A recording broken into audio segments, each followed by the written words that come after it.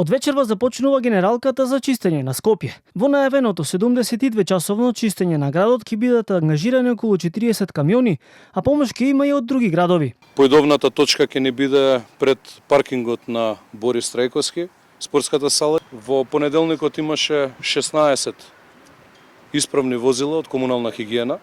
Мислам дека до вечерва ќе успееме да имаме околу 40 возила на располагање.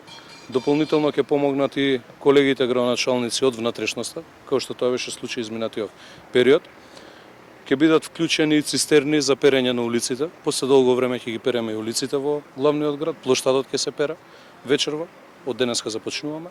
Кејот сериозно ќе се чисти, но и ќе се пере кејот. Градоначалникот Орце Ѓорѓиевски најави дека ќе следува ревизија на работењето на јавните предпријатија.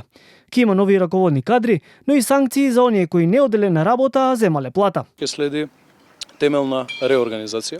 Веќе дадов насоки на дел од моите соработници, кои што се во комуникација со директорите на јавните предпријатија, да се утврди да сите оние кои што правеле злоупотреба на своите работни места, а биле плаќани од граѓаните, особено оние за кои што имам информации, а вечер ќе давам и детали за тоа, кои што не оделе на работа, а земале плата, без тактизирање, без при тоа се зема во предвид кој од каде доаѓа, политичка партија, вера, нација и се останато, да бидат отстранети уште денес во голем број од работа. Ѓорѓиевски изјавата ја даде покако што кажа протоколарната средба со Арсовска за примопредавање на должноста.